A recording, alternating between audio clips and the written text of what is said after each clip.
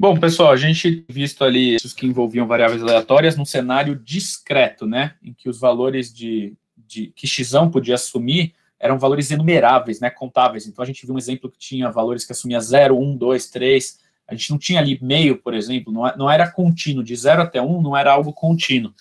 E agora a gente vai justamente tratar desse cenário, né, em que os valores são expressos, os valores da nossa variável estudada, né, de interesse, eles são expressos no intervalo da reta real. E a gente vai chamar essas variáveis aleatórias de contínuas por causa disso. Os valores enumeráveis delas são contínuos no intervalo real.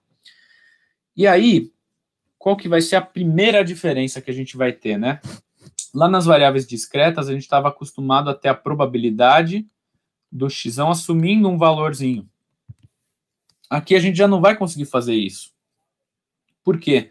Porque se é contínuo no espaço, o x podia assumir um valor x, mas agora, a 1 epsilon de distância dele atrás dele, a gente também teria que assumir esse valor. A gente também teria que dar uma probabilidade.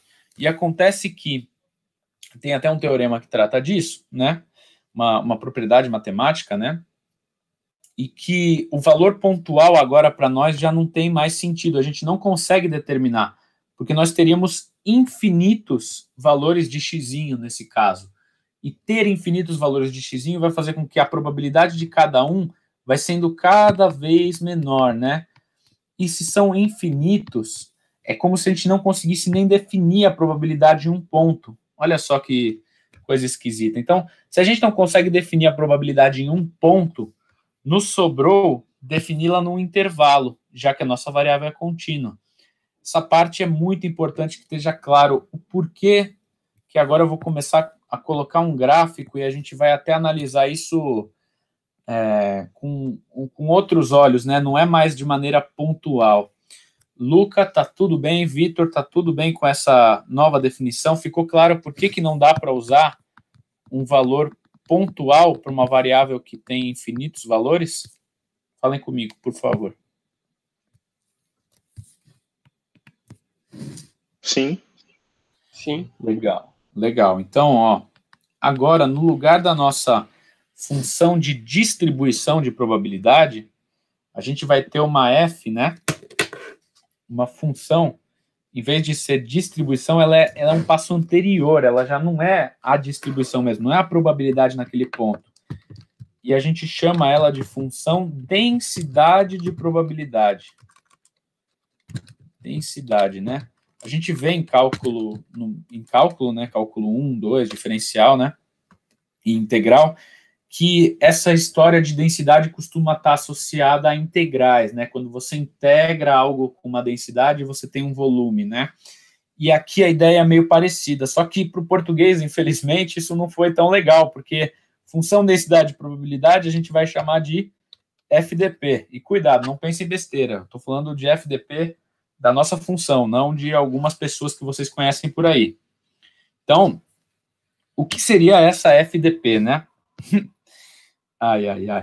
É uma função, vou colocar uma função genérica aqui, e quando eu integro ela, já que ela é uma densidade, né?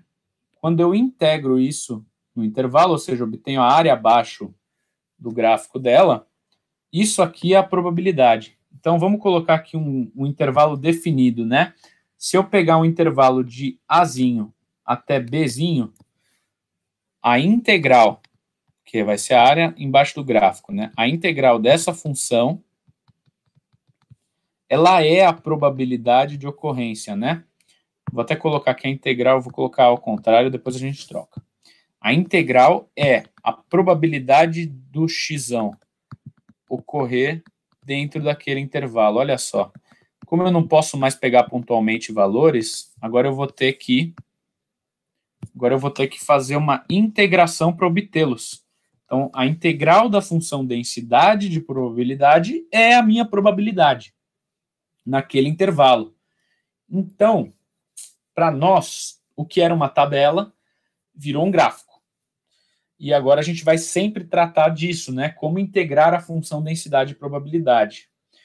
E aí a gente já tem uma propriedade na própria definição dessa FDP, né? Se eu integrar isso lá do menos infinito até o mais infinito, se esse conteúdo está fazendo sentido para você aí que está vendo o vídeo, é claro que isso tem que dar 100% de chance, né? Se eu sair varrendo todas as áreas possíveis desse gráfico, isso tem que dar 100%, né? Porque eu varro todo o espaço amostral. Então, agora a gente trocou um pouco o foco de uma tabela para um gráfico. E a função de distribuição acumulada, como que ela fica? Ela continua valendo, né? Só que agora, ela é justamente, né? Eu não sei se vocês lembram de como a gente fez isso com a definição, senão vocês podem voltar no vídeo, mas a função definida para um determinado x, e agora eu vou colocar função de distribuição acumulada, ela é um F maiúsculo, tá?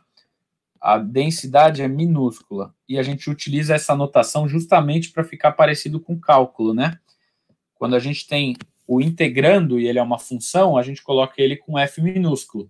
A primitiva da integral, né, ela costuma ser expressa com aquela letra maiúscula. Então, o F maiúsculo, o Fão, para nós aqui, vai ser sempre a função densidade acumulada, tá?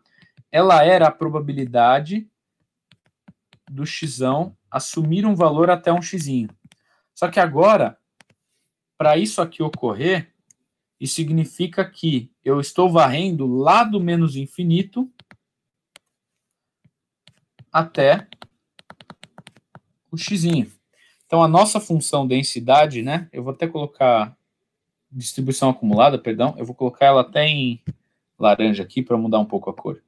Ela vai ser a integral do menos infinito até o valor de xzinho da nossa FDP. Se os professores de cálculo veem isso aqui, eles vão ficar muito chateados comigo. Então, já fica a dica aí, né? Sempre que você definir uma integral, coloca lá o diferencial da função, tá? Isso daqui já me tirou muito ponto em prova de cálculo, e é um errinho bobo, né? Tudo bem, a gente está trabalhando com probabilidade aqui, mas a gente não precisa deixar o rigor matemático assim tão desleixado, né? Eu sei que vocês não iam se preocupar com isso, mas melhor a gente ser correto sempre, né? Com essas partes mais conceituais de notação. Então tá bom. Até aqui, tudo vale igual, né? Aquelas propriedades da Fão, da função de distribuição acumulada, que a gente viu agora há pouco, eu vou relembrar. São valores que ela pode assumir valores de 0 a 1, ou seja, a probabilidade acumulada pode ser tanto 0 quanto no máximo 1, ela continua sendo não decrescente, e o limite dela em menos infinito vale 0, e em mais infinito vale 1. Igual a nossa intuição nos diz, né? Justamente, se você acumular tudo, varrendo todos os valores, isso tem que dar uma chance de 100%. Só que agora a gente tem essa propriedade, digamos assim, né? Já que a gente está trabalhando com uma integral, então a derivada da função de distribuição acumulada é justamente a função densidade, né? Acho que isso daqui também é uma propriedade que a gente acaba obtendo, né, a partir dessa definição. Vamos fazer um exercício no próximo vídeo.